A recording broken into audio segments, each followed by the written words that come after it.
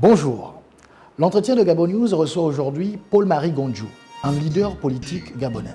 Il est secrétaire exécutif adjoint de l'Union nationale, mais également vice-président de la PG41, qui est un groupement politique des partis de l'opposition au Gabon. Avec lui, nous évoquerons essentiellement la situation sociopolitique au Gabon.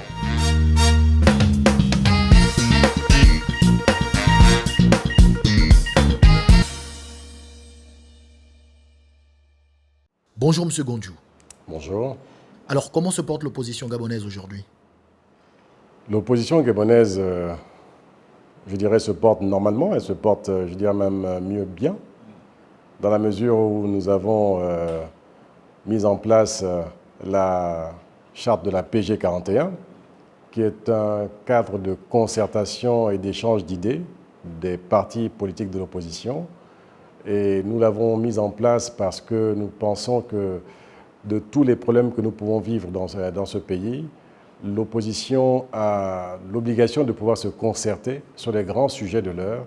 Et la PG41 est le lieu où nous pensons que nous pouvons effectivement nous concerter afin d'avoir un consensus ou parler d'une seule voix sur les différents problèmes de la nation.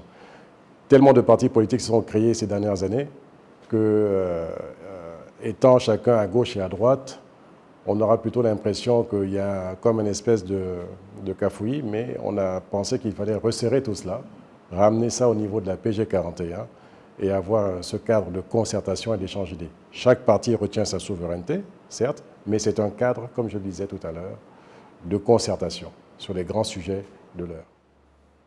Alors aujourd'hui, vous êtes très médiatisé quand même, on vous regarde sur les réseaux sociaux. Vous avez fait une déclaration qui a quand même marqué par cette rupture avec un discours beaucoup plus radical. Vous parlez de rupture, vous parlez de concertation. Est-ce que vous pouvez clarifier un tout petit peu vos propos? Parce qu'on a l'impression que vous appeliez à un nouveau dialogue. Je dirais déjà au départ que le dialogue, il est consubstantiel de la politique.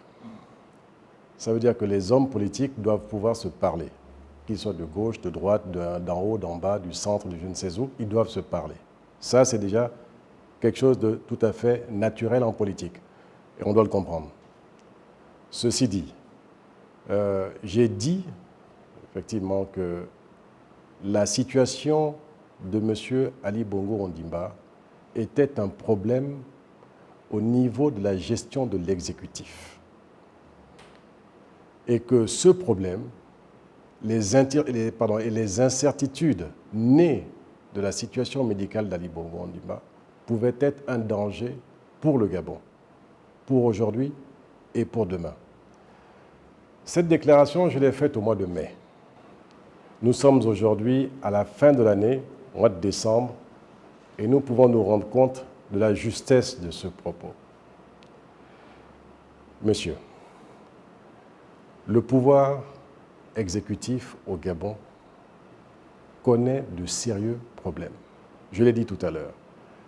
La maladie de M. Ali Bongo Ondimba met la gestion de l'État dans des incertitudes telles que chacun peut penser qu'il pourrait faire au Gabon ce qu'il a envie de faire.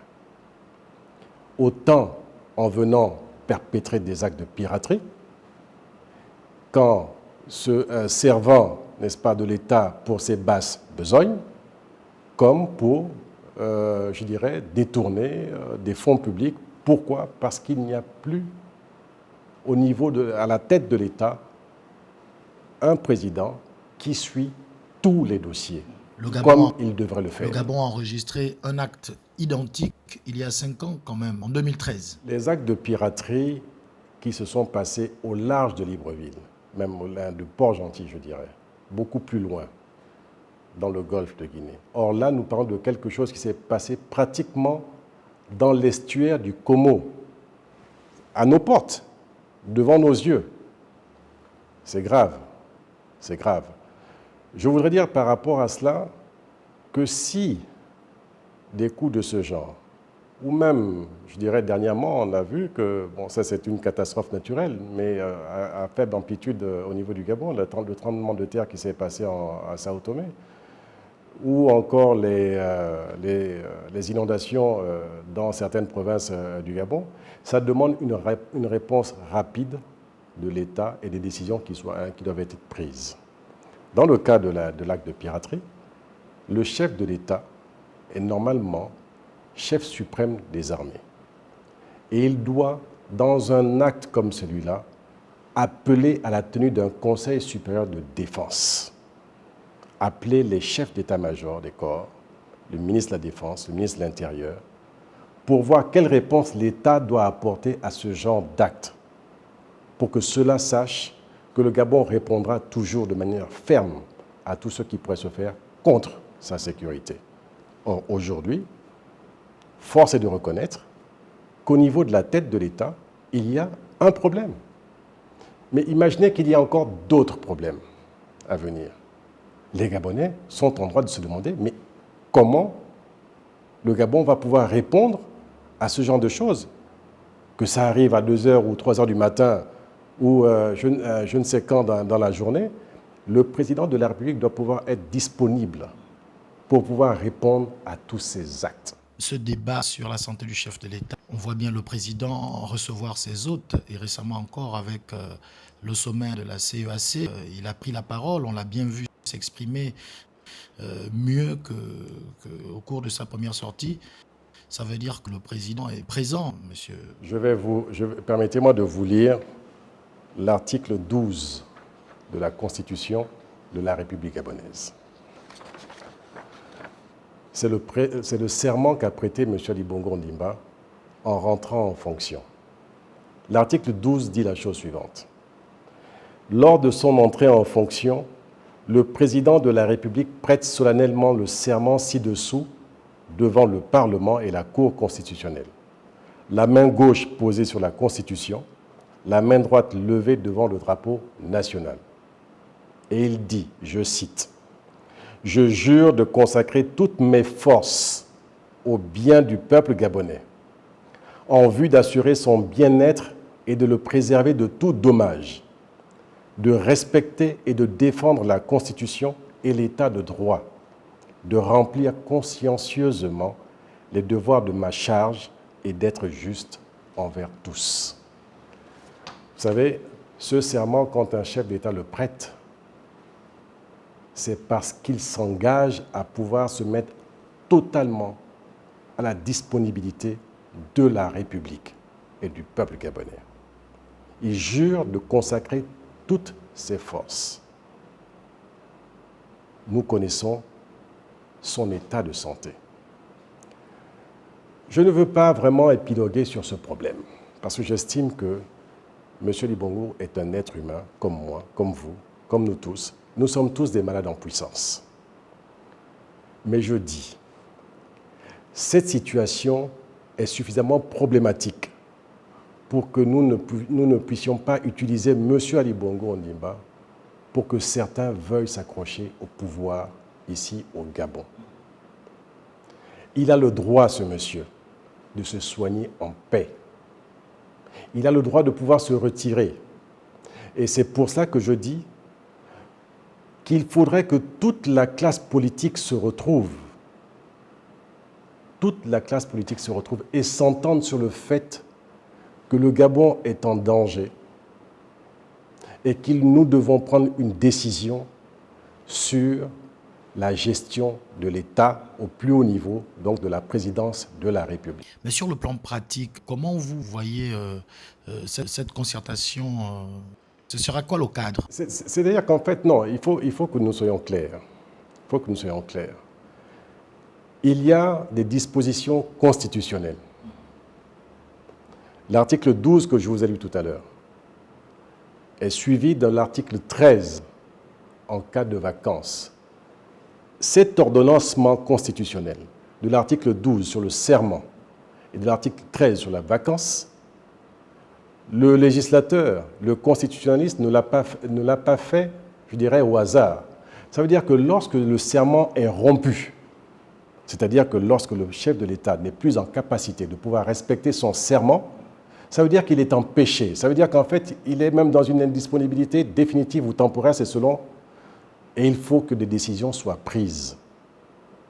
C'est en cela que je dis que nous devons tous nous entendre. Parce que j'entends dire, il y en a qui veulent effectivement que le pouvoir puisse continuer comme ça jusqu'en 2023. Il y en a qui veulent effectivement une vacance immédiate. Il y en a qui vous parlent d'indisponibilité temporaire. On entend tout actuellement.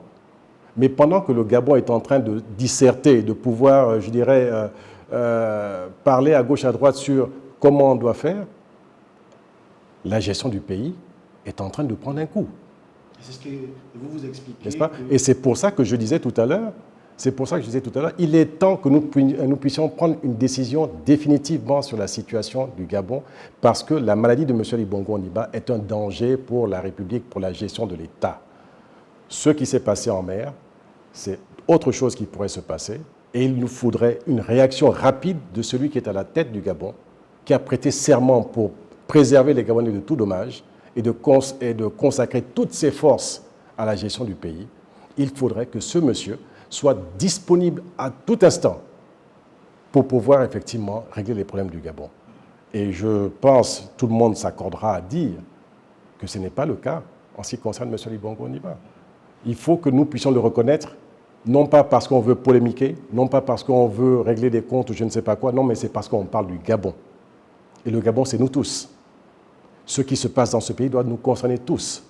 Ce n'est pas parce qu'on se dira qu'il a mis son fils ou sa femme ou son cousin ou son oncle, je n'en sais rien, pour pouvoir le suppléer. Non, le pouvoir n'est pas personnel.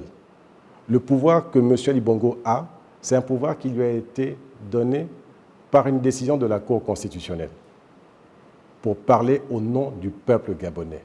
Je voudrais vous entendre également sur autre chose. Vous avez également fait un post sur votre page Facebook. Vous demandiez la démission du Premier ministre après ce qu'on a observé au niveau du PK80. Est-ce que vous pensiez que ce n'est pas exagéré quand même de demander la démission d'un Premier ministre pour une telle situation? Vous savez, comme je pense que le Premier ministre, depuis les dernières modifications constitutionnelles, l'article 28 de la Constitution, n'a plus, je dirais, les pouvoirs qu'un Premier ministre a eu au Gabon avant 2010. On a rendu le Premier ministre totalement dépendant des instructions venant du chef de l'État. Demander la démission du Premier ministre revient à dire que nous ne sommes pas d'accord, nous ne sommes pas contents de la manière dont le pays est géré. Si vous, dans le cadre de votre travail, vous ne faites pas les choses correctement, votre employeur ne vient pas vous faire des sourires et juste vous dire « bon, c'est pas grave, tu referas mieux la prochaine fois ». Il vous demande des comptes.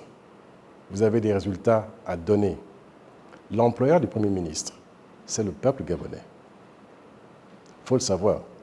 L'employeur du Premier ministre, c'est le peuple gabonais. L'employeur du chef de l'État, c'est le peuple gabonais. Quand le peuple gabonais n'est pas content de la manière dont son pays est géré, il est en droit de pouvoir dire que celui-là, il n'en veut plus. Et en tant que citoyen, j'ai le droit de dire que le Premier ministre doit démissionner. Et avec lui, son gouvernement. Parce que les choses sont mal faites. Et ce n'est pas une fois, ni deux, ni trois, mais c'est depuis longtemps et de manière, je dirais, continue, que ce pays est mal géré. On va peut-être terminer par là. L'opération Scorpion aujourd'hui, est-ce que quand vous voyez ce qui se fait, des hautes personnalités qui sont aujourd'hui en détention, vous vous dites que le pays quand même est en train de changer, il y a des choses qui se font au sommet de l'État? Sur ce problème de l'opération Scorpion, j'ai noté, comme de nombreux citoyens, que des personnalités ont été arrêtées et ont été, pour certains, placé sous mandat de dépôt. Si cette opération est menée dans le respect des canons du droit, de la loi, et si réellement cette opération est menée pour régler le problème de la corruption dans notre pays, je pense qu'il n'y aurait pas assez de place à la prison centrale pour tous ceux qui sont encore dehors et qui devraient être en prison.